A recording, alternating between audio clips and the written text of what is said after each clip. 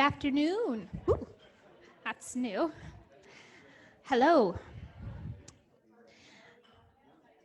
Good. Got some acknowledgement over here. Hello. How are you guys? You hear me? Am I too close to you? You're just finishing your conversation.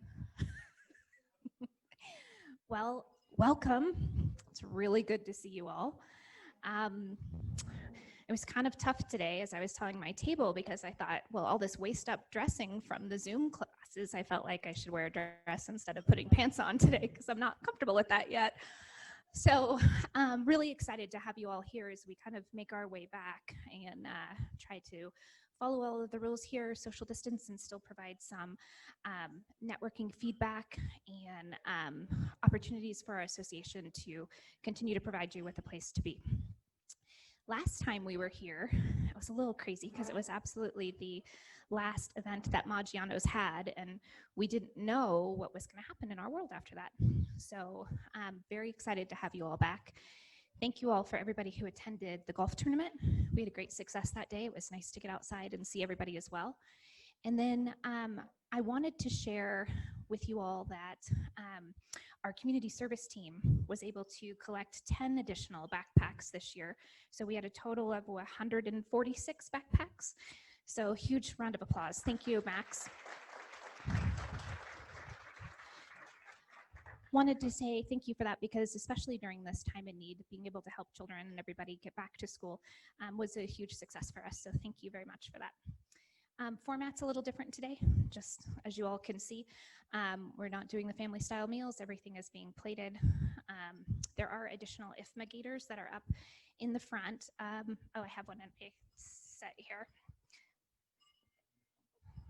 We had these printed so that you guys can take them as well. So if anybody wants one of those, they're up by Debbie on your way out. So feel free to take that. Additionally, I have some good news to share with you. And that is that this year we worked really hard. We, as we went through kind of this craziness that we've all been dealing with, I know some of you know that we went to work really hard and we donated some of our funds to help the healthcare frontline workers. And we delivered 250 meals, breakfast, lunches, and dinner all over our city. And so we were one of the first people out on the front lines to get that done right away. It came from Brett Seibel and a couple of people who also helped get us off the ground. Darren helped as well. So I would just want to thank everybody for that as well. So we're continuing to make an impact in our community. We also put together a submission for IFMA International for large chapter of the year. And if anybody knows, we are 7th largest chapter in the world with over 400 members. So that's a huge accomplishment. Thank you.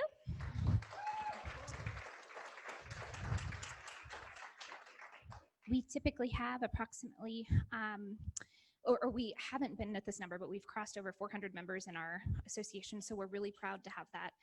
And I'm proud to announce that we actually were awarded Large Chapter of the Year, so very excited about that. At this time, IFMA's World Workplace is still going to be going on at the beginning of December, and it's going to be in Grapevine, Texas.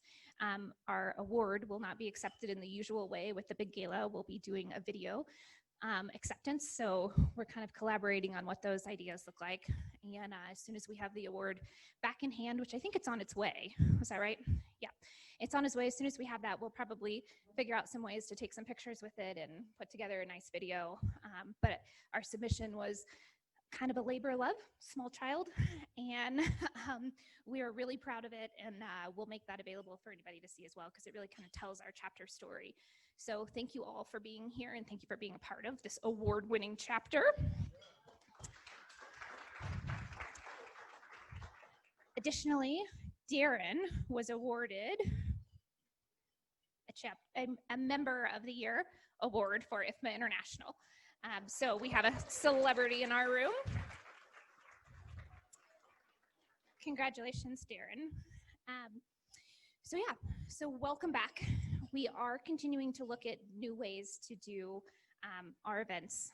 As you know, we've been doing a lot of lunches online. So I think we have 20 some people that are online with us today who couldn't make it in the room.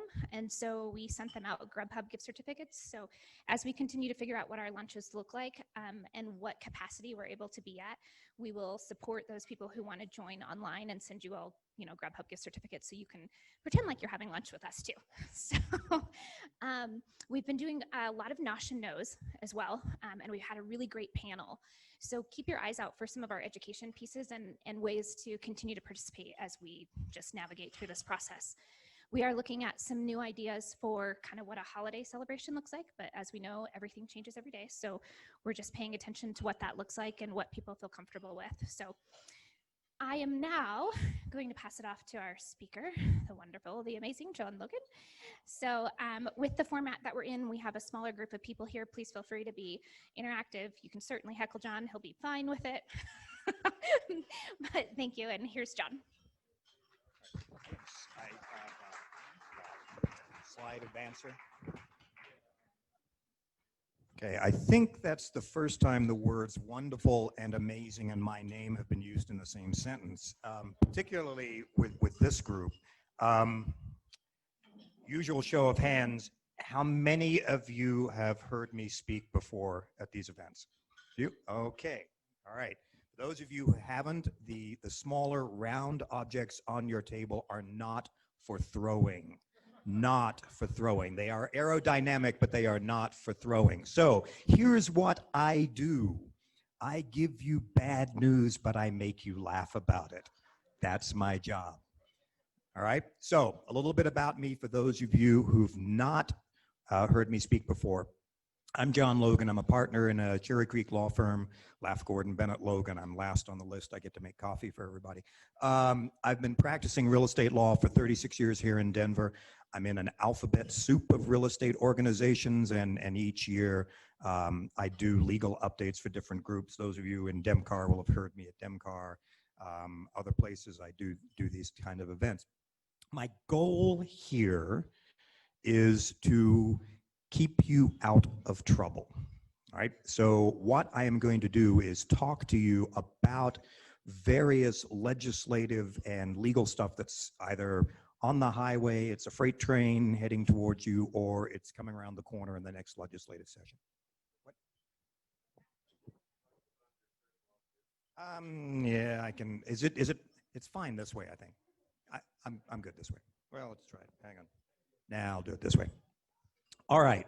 So also by way of background, I do a lot of lobbying work for different real estate organizations. So I'm down at the state capitol a fair amount, and also talking about with different lobbyists about these kinds of issues. So let's see if we can start the advance. And maybe not. Okay. Am I up?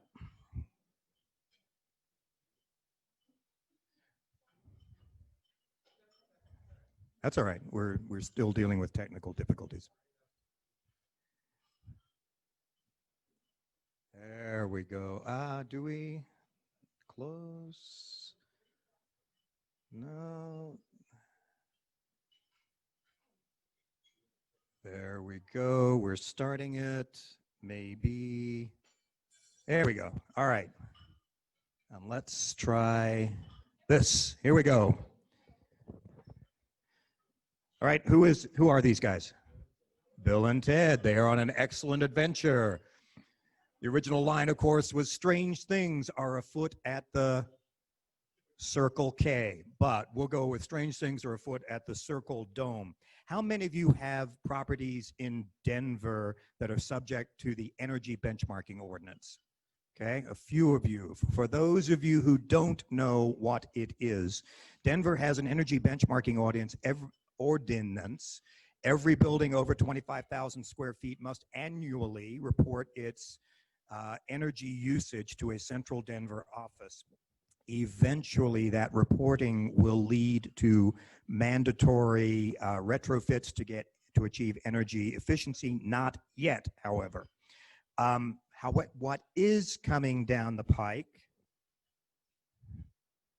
Statewide benchmarking. There is a bill being circulated among legislators right now and lobbyists. This particular bill will be introduced next year, and if passed, and it is highly likely to pass, will create a statewide energy reporting system for every building over 50,000 square feet. There'll be a few exceptions.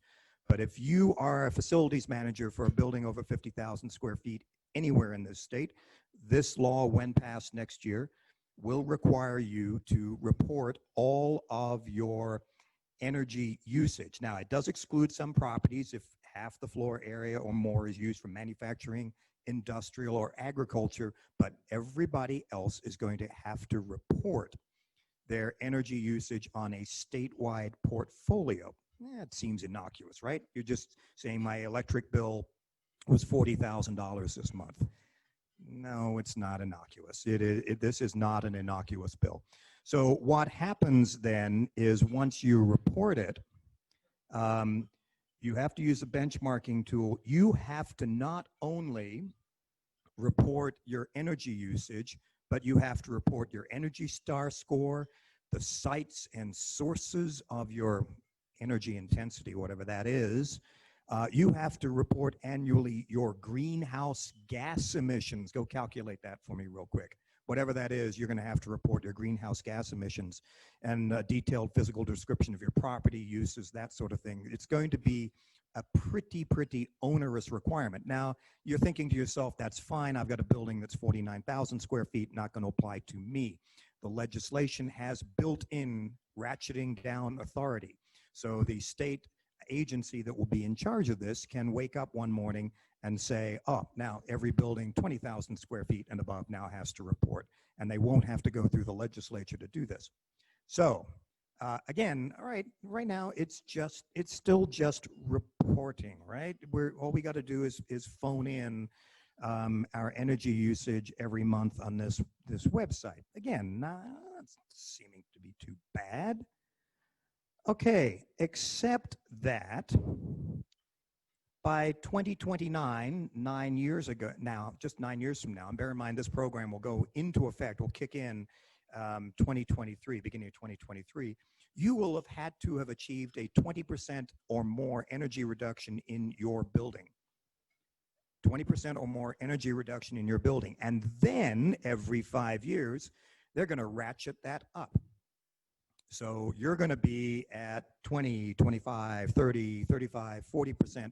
All buildings subject to this statewide ordinance will be required to meet these standards. So it is not just a reporting statute. It is a mandatory fix and upgrade your building statute. Where's that money coming from? I don't know. You're going to have to figure that out. But the bottom line is this is what you're going to have to do when this thing passes. Yeah, the pain is a few years down the line, so you can sell your buildings before then, but that's what you're going to have to do. Now, again, it's like, all right, well, okay, we're going to try. We're going to do our best to try to achieve these standards, but no big deal if we don't meet, right? Well, no, because you've got to disclose this now, right? You have to disclose on every sale or lease. You have to furnish to every tenant, every occupant, your Energy Star score, and you have to put it on all the major commercial brokerage services. So if you do not have a very energy efficient building, there's going to be a scarlet letter that's hanging around your building that says, my building sucks when it comes to energy conservation. And you're going to have to advertise how badly it sucks. All right? So you then, of course, have to provide all your historical energy data, which means as an administrator, as a facilities manager, you got to keep another file. You got to keep some more electronic files or file boxes full of all of your historical energy data. Well, again, okay, so this is a pain. It's a lot of work, fine. Might be a little embarrassing, but still no big deal, right? No.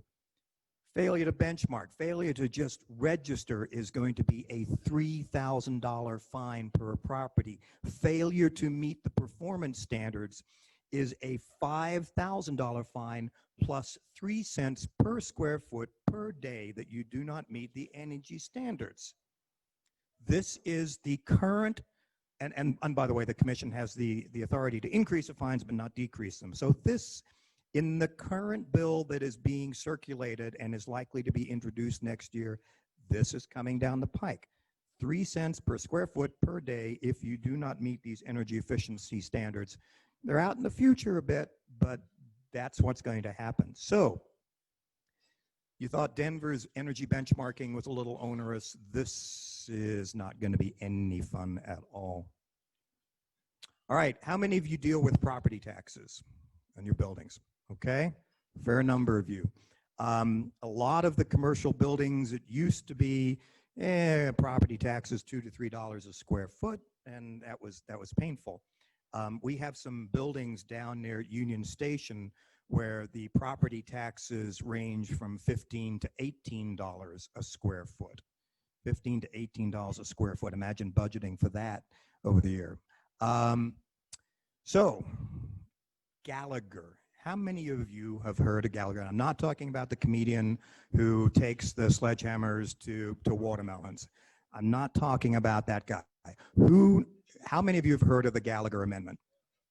Okay, so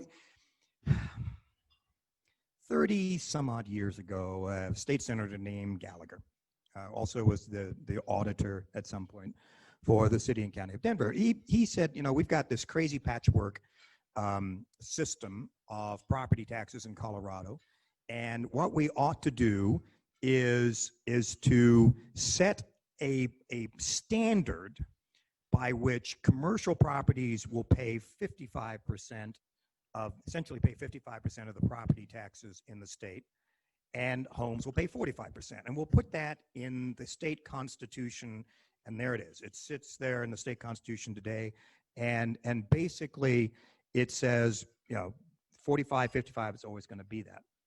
Now, what happened was, in order to keep it at that ratio, you could, as an assessor, you could adjust your mill levy rate. So if it looked like residential taxes are going to be too high one year, you adjust the mill levy on residential.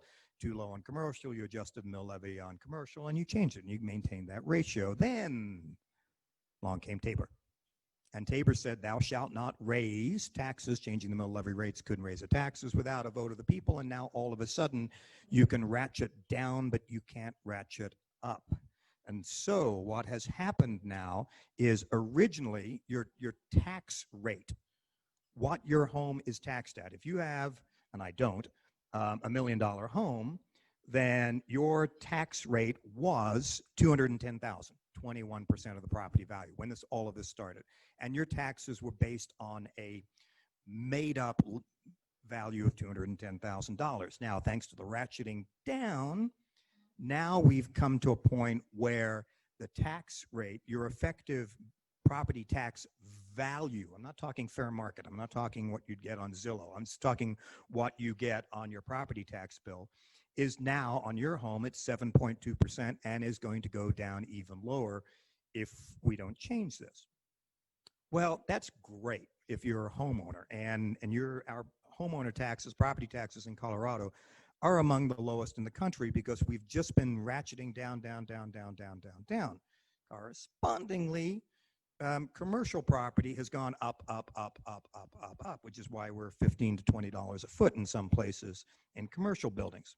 Now, and practically speaking, now commercial pays 4 times the homeowner rate in taxes, which makes it more difficult to get people to invest in commercial real estate in Colorado because the holding costs are higher. And then, of course, you pass those through to your tenants and makes our rent rates higher in many places. So the problem now is this. This works in a county like Arapahoe County, where we're in, Denver, Adams County, where you've got a nice commercial residential mix. That works because we've got commercial people to pay the property taxes, and we keep our libraries and fire stations open because of it.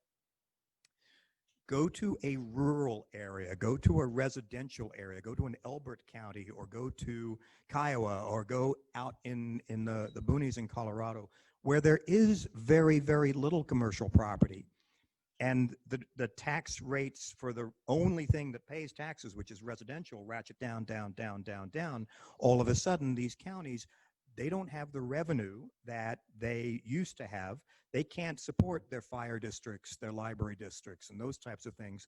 And with the tax rate continuing to drop, they're going to run out of money. So this is actually being driven by the rural and residential counties in Colorado. So what we have now is Amendment B. The legislature, in a rare bipartisan effort, said we need to fix Gallagher.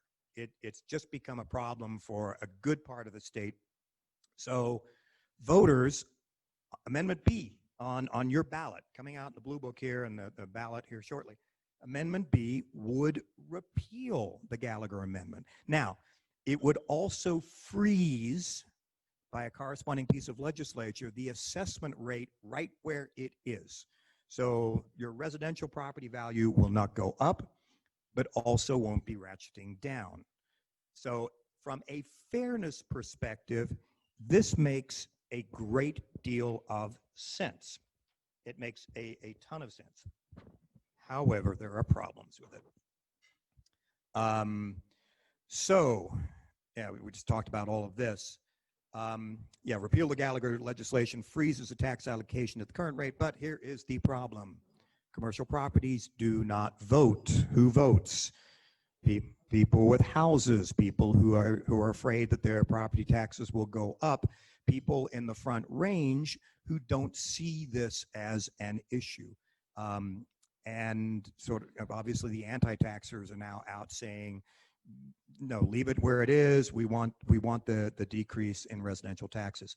Will this pass? I hope so. I hope so, to restore some balance, to make sure that the rural and residential counties have a tax base. I'm not optimistic. But if it does pass, as commercial property managers, facilitators, that sort of thing, you will get, presumably and hopefully, a break on your taxes. All right, we still have COVID issues that we're dealing with.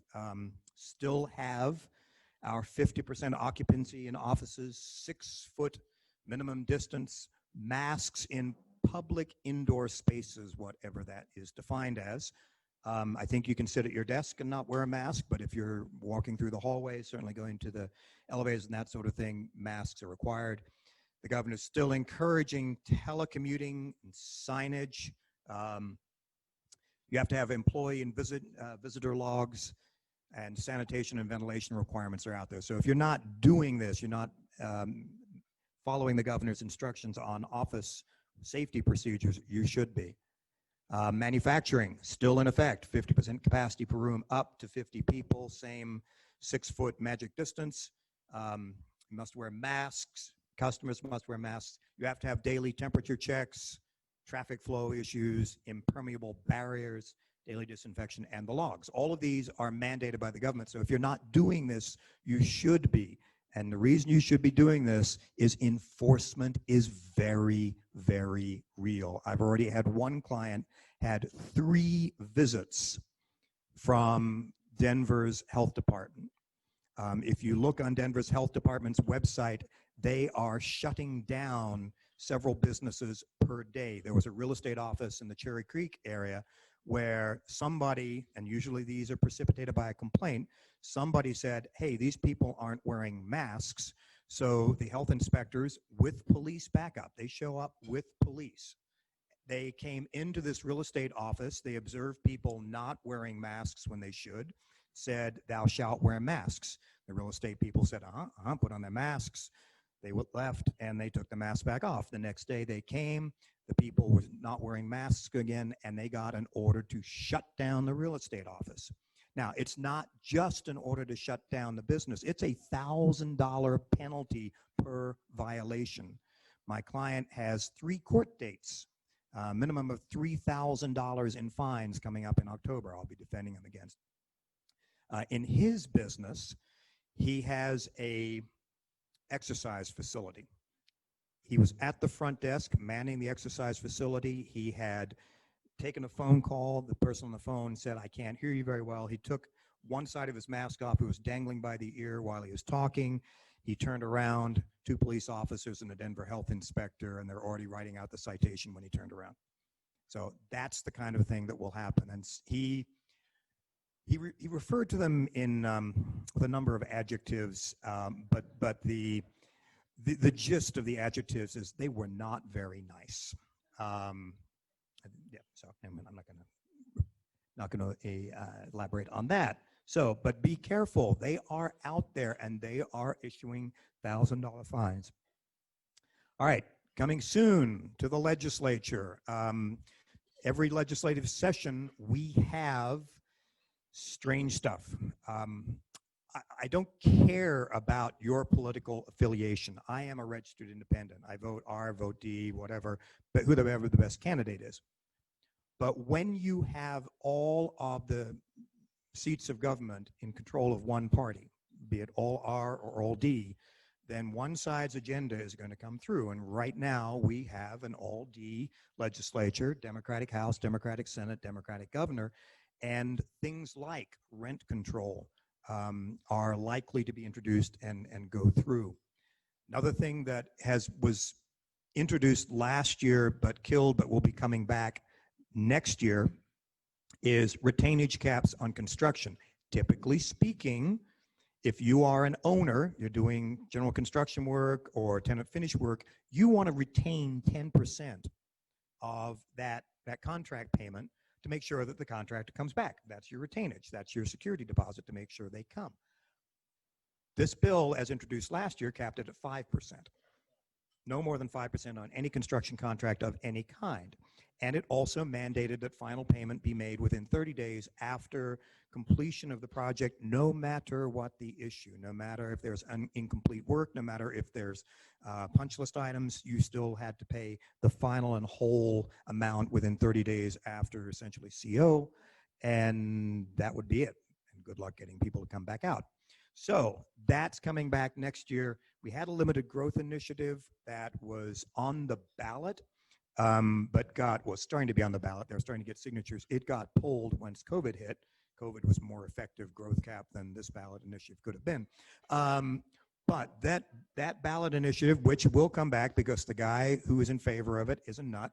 Sorry,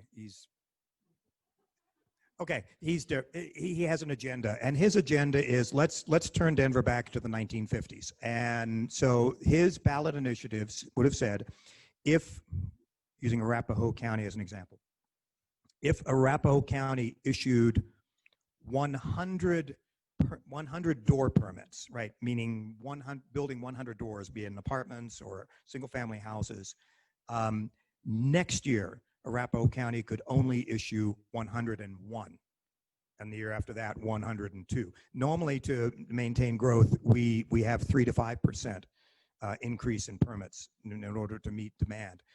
Having only 1% increase in per door permits basically makes housing prices become completely and totally unaffordable. But that was the initiative, and it had some polling behind it that said people were a little unhappy with growth, and they might be in favor of that. So watch for that. That'll be coming back. All right, so that's the Circle Dome. Who's that? Weird. Denver is getting weird. All right, and just as an example, okay? This is a quote. I don't believe that our current economic system actually works. I think we're in late phase capitalism, and we know it doesn't work. We've got to move into something new. I believe in community ownership of land, labor, resources, and distribution of those resources.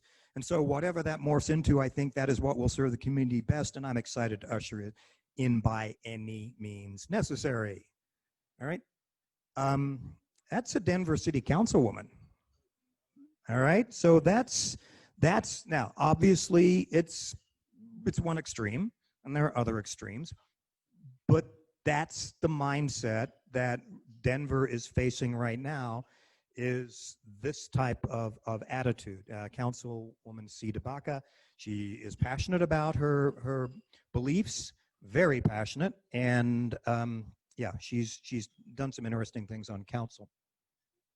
All right, so what does that mean? How is this going to translate into buildings in Denver? If you don't own, manage, or ever care about Denver, you can fall asleep at this point, just go back to your meal. But if you ever want to work in Denver, invest in Denver, you need to know about these things. Coming, transit demand programs. While we had an RTD, we didn't have enough people riding it. So Denver is going to make you ride RTD. They are going to put you on a bus. So coming for Denver buildings are transit demand programs. The goal is to change your travel behavior, get 50% of the vehicles off the road. The idea is things like you will be required to put into your building lobby a transit screen that shows the local bus routes, the bus times, the times at Union Station for trains, that sort of thing. You're going to have bike parking requirements.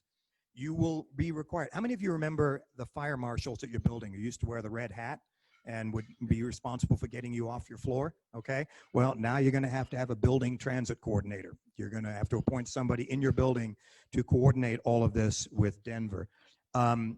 There are going to be transit demand programs that run with the building. These are going to be recorded just like covenants, and they are going to run with the building. And you will get to pick one, and unfortunately, whatever choice you pick is going to govern that building for the next 10, 20, 30 years.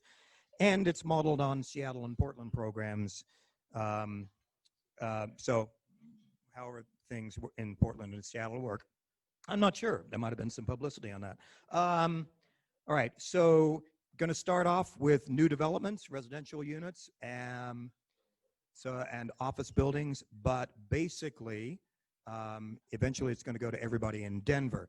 So the idea is that as part of your development, you will be required, and this will be a cost of your development, to perhaps extend a bike lane to the property, maybe put in showers for your bike commuters so they don't smell up the elevators as they go up, that kind of thing. That's what some of these requirements will be requiring. As they develop, then you will have different other strategies. You'll have to conduct surveys. You will have to achieve a designated commute rate, meaning a certain percentage of your building occupants, who you don't control, will have to be using mass transit. If you don't have it, no TDM plan, no construction permit for you. You don't get to build.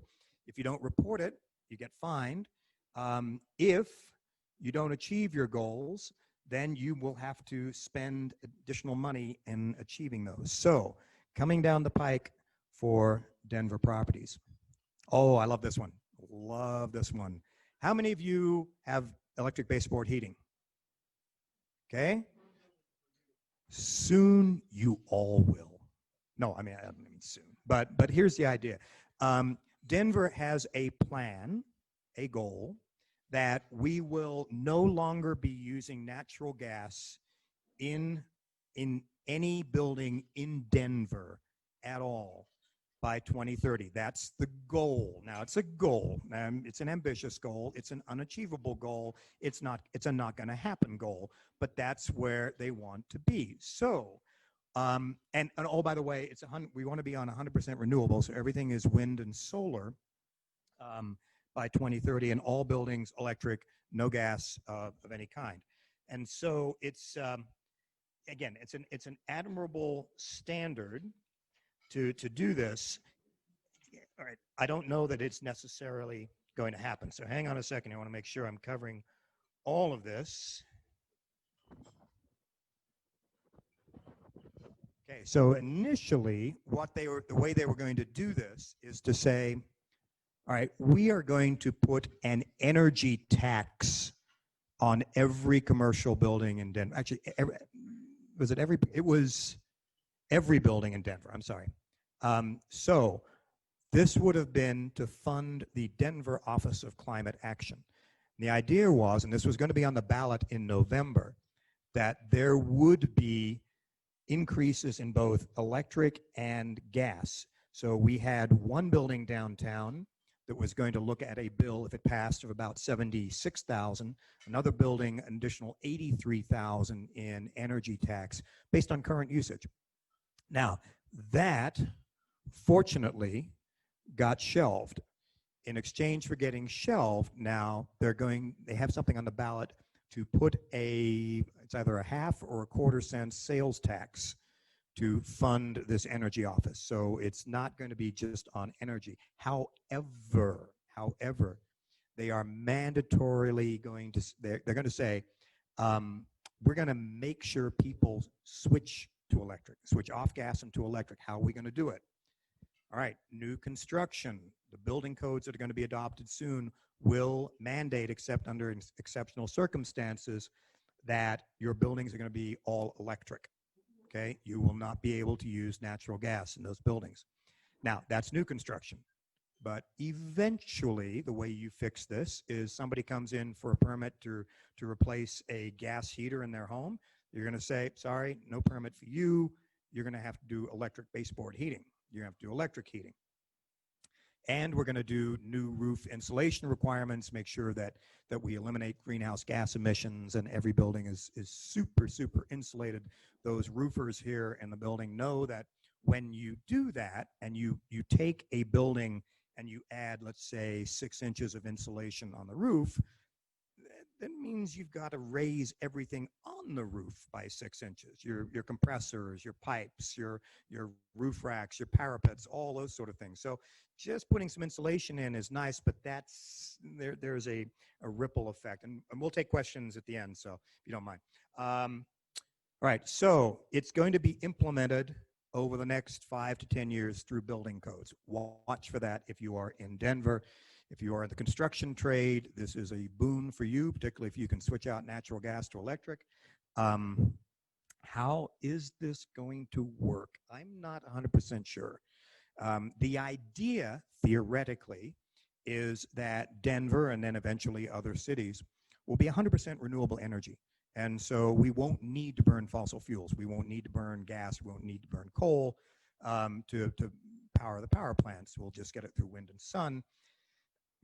I know a energy engineer from Excel who says, right now on a really cold gray winter's day or a really steaming hot summer's day, if we have peak demand for air conditioning or heat, we call up the coal-fired plant and say you're 25% fire up to 75%, or the gas-fired plant 50% go up to 80%, and then we have peak demand that we can just fire up as we need it.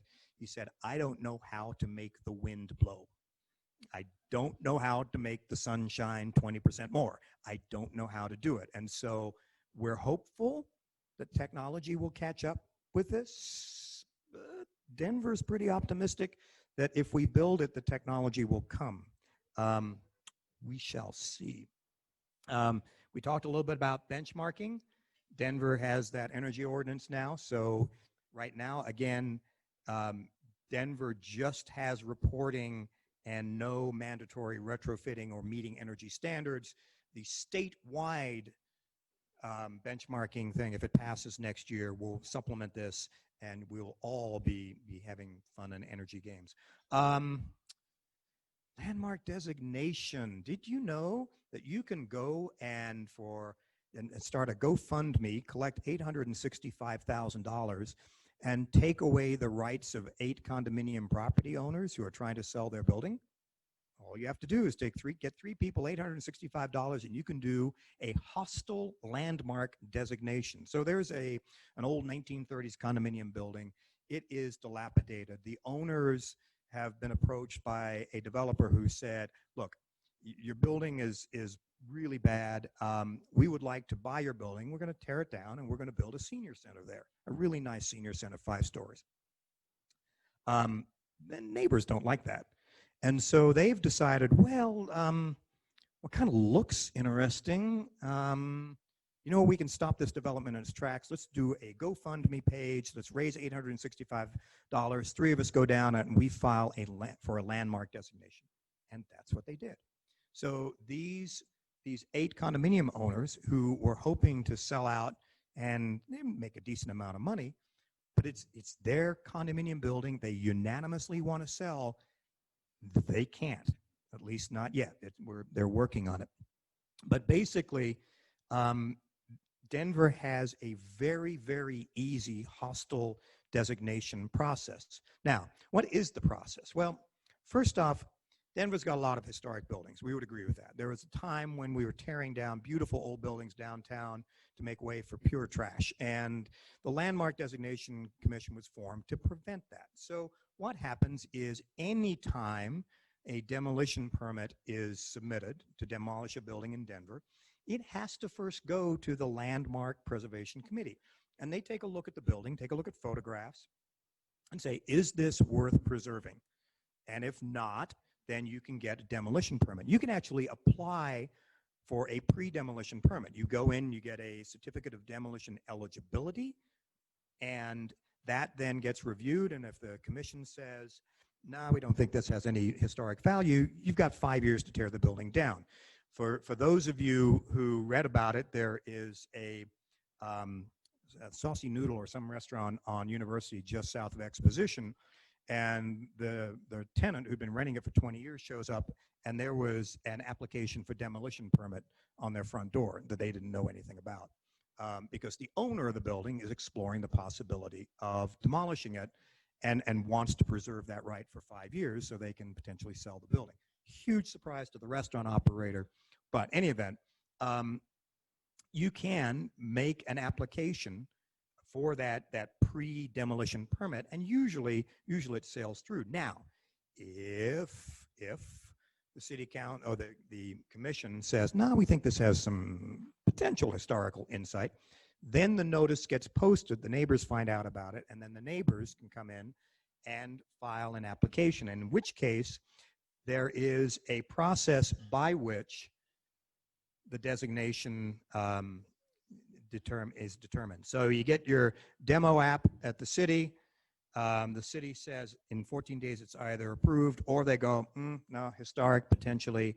They post it. If it's opposed, and the neighbors have 14 days to jump in, then there is a mediation process to try to see if something can be worked out. If not, goes to public hearing, city council meeting, city council public hearing, approved, and then the mayor signs whatever. So bottom line is, if you are looking for a quick demolition and rebuilding of a lot, you can get held up for 6 months or more by this entire process. And in the case of this condominium building, it's going to go on a lot longer because city councils kicked their meeting down the road. Now, what do you have to be historic? And it's really sort of vague, all right? So here's what you have to do to be historic. You have to meet 3 of these 10 criteria. Have an association with a significant historic event. Okay, all right, fine, we can get that. Have direct association with a recognized person who had influence on society. Embody distinctive visual characteristics of an architectural style. Early American schlock, I don't think, is a style, but there are some people who believe so. Be a significant example of the work of an architect or a master builder, Frank Lloyd Wright. Obviously, you're not going to get his work torn down. Contain elements of design, engineering, materials, craftsmanship, or artistic merit. Be an established or familiar feature of the neighborhood. Here's a criteria. Tell me what this means. The building promotes understanding and appreciation of the urban environment by means of distinctive physical characteristics. I have no clue what that means. Represent an era of culture or heritage that allows an understanding of how the site was used by past generations. Be a physical attribute of the neighborhood, a source of pride, or be associated with social movements, institutions, or patterns of growth or change. 3 of those. Any 3 of those gets your building historic designation and no more development for you. You are done. And this can be done without your consent as a property owner, as the owner of Tom's Diner found out. So Denver is weird in that regard. The other thing we're doing, we are, and I'm on the board for this, Denver wants us all to adopt smart leases. And what are smart leases? They're leases that mandate responsible energy usage. So there are about 20 of us, and you know how committees are, right? I mean, Denver committees in particular get people in who have really great ideas but no practical experience.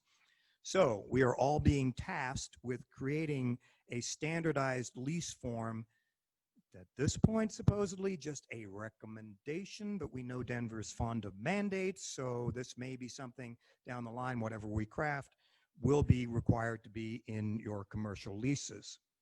Parking maximums. We used to have parking minimums in developments in the city. Now we are going to parking maximums. Thou shalt not have any more than 10 parking spaces in your building because we want to get people on RTD. So they are going to, and they're trying to do this, particularly River Mile, the old Elitch's site.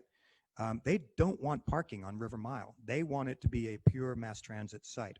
Look for that in developments coming down the pike when we begin developing again. Obviously, it's been a little bit on hold. And then finally, homeless camps, right? We've seen them around. And of course, the mayor was getting a huge amount of pressure to establish sort of these semi-permanent homeless camps where the homeless could pitch their tents and they'd have services and that sort of thing.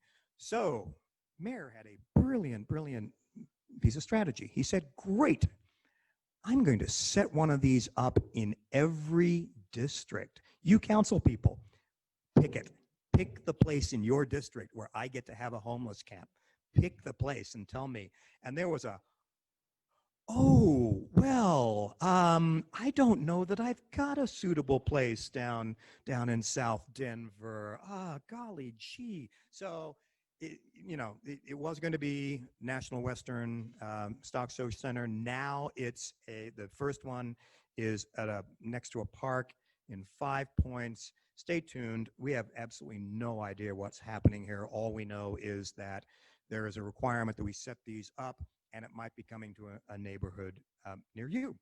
So that's all the fun stuff I have for today. I don't expect to be invited back next year. Any questions about any of this? Yes, Mark.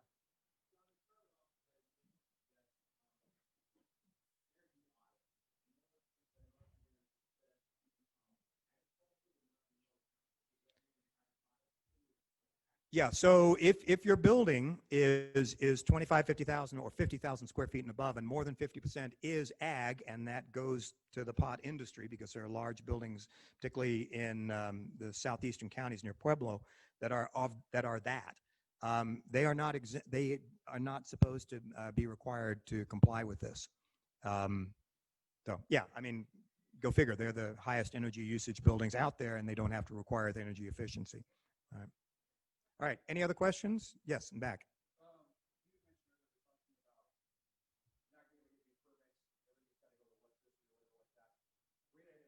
How is Denver going to guarantee then the supply of electricity that the city's going to require? Forget the high spots and the low spots.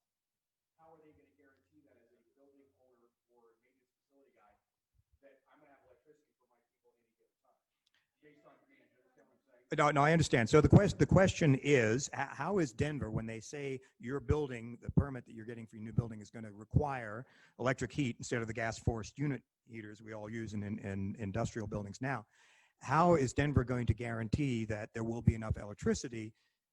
They're not. They're not. This is a pie in the sky utopian vision, which, bless their hearts, they've got great intentions, and ultimately that may be where we all go. But right now, the idea is if we force it, the technology will come, and they're hoping. They are just hoping. That's really all they can do at this point. Yes?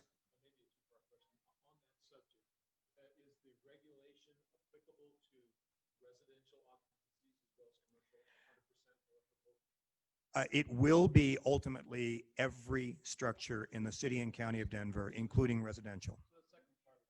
Yes, the question is, does this all electrification apply to residential as well as commercial? And the long-term goal is no more gas forced air heating in the city and county of Denver, all electric heating. So you have square foot home in Southwest Denver that the furnace needs replacing, and now they're required on a fixed income to upgrade their entire electrical system in the home. Yeah, so the idea is the idea here is this new sales tax that you're going to be paying on Denver will go to this office, and this office will then have funds available for low-income people to make the switch. That's the idea. We'll all bear the pain, and everybody will pay for this switch out. Now, again, this Denver is just starting down this road.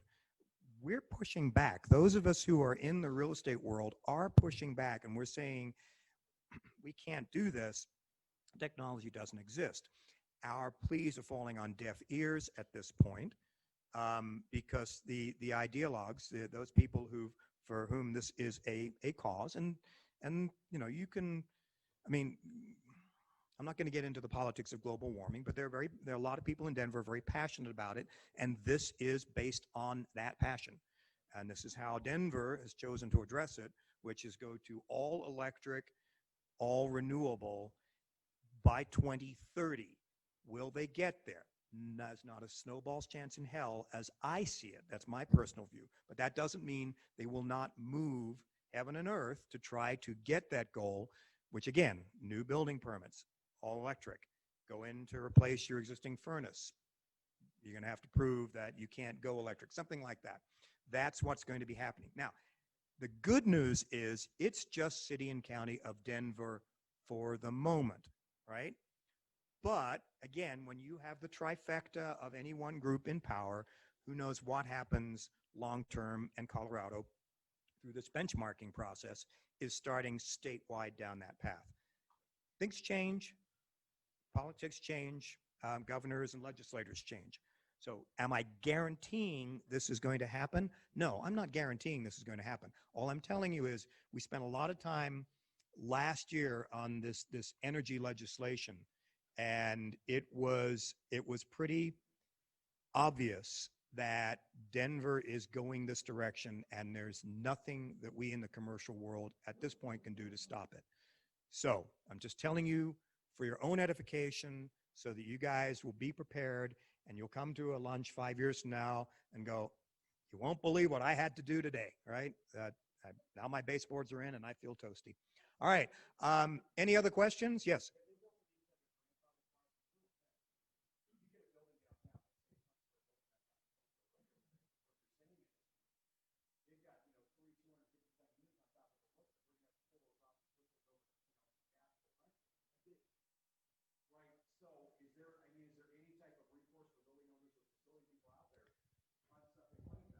Well,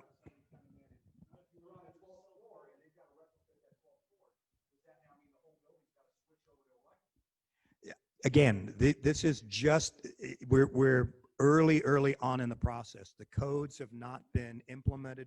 They are coming. And there'll be a time when I'm probably going to ask people in this chapter to come down and lobby against some of these things. But then, of course, there are going to be people in this chapter who will make a lot of money switching from gas to electric, and so, or roof efficiencies and that sort of thing. And so, you know, but we'll see. Will it happen? They want it to happen, and they want it to happen very, very badly. We'll see. All right, which is why I said at the beginning, no throwing stuff. This is not, all right, again. All right, one more question? Yes, hang on, back. Yes. Tabor will never be repealed. No, well, you know, that's both good and bad. It has some adverse effects, but Tabor is highly unlikely to be repealed. Now, what is happening is what's called debrucing, right? Where individual cities, school districts, and that sort of thing exempt themselves from Tabor. So debrucing, Douglas Bruce, is something that a lot of districts have done. So effectively, Tabor has been gutted locally across the state. More questions? Yes. Okay, online questions.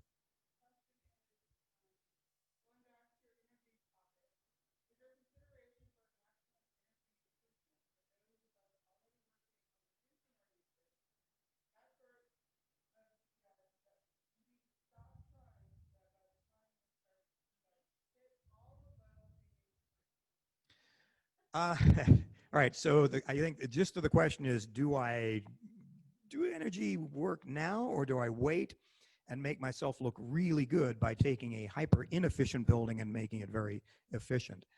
I don't know what's coming down the pike. I don't know what the process will be, what the regs are going to look like.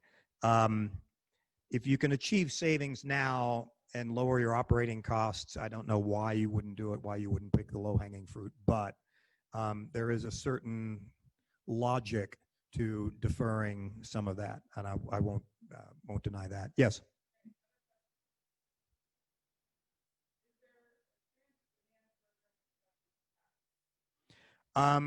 Yes, there will be transit demand programs.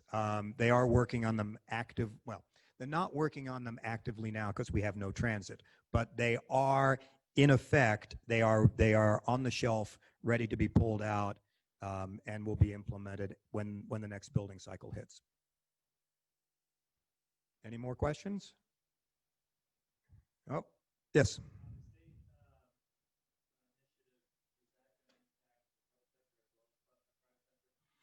Which initiative is that? The energy one? Yeah, it'll affect, well, certainly it will affect the private sector, those people who own 25,000 or 50,000 square foot properties or larger. I don't know that many of us have 50,000 square foot homes, but it's certainly going to impact the privately owned commercial structures in the state. So from the city standpoint, yes, my understanding is that it will apply to governmental owned structures as well. Yeah, they won't exempt themselves. Unless the government's growing pot, in which case they're exempt. All right. Anything else? Great. Thank you very much. I appreciate this. Thank you.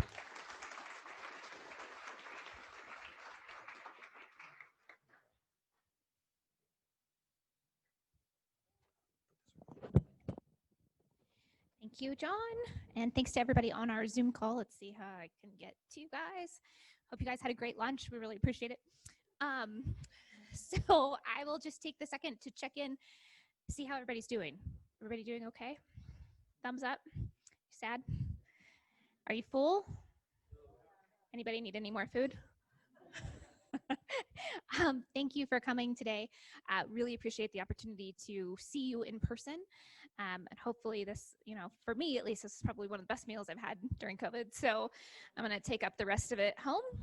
Feel free to pack up, grab some Gators on your way out. And if you just keep an eye on our website, you'll see any of our upcoming programs that we have. So thank you very, very much. Congratulations to winning the Chapter of the Year award. And I look forward to seeing you soon.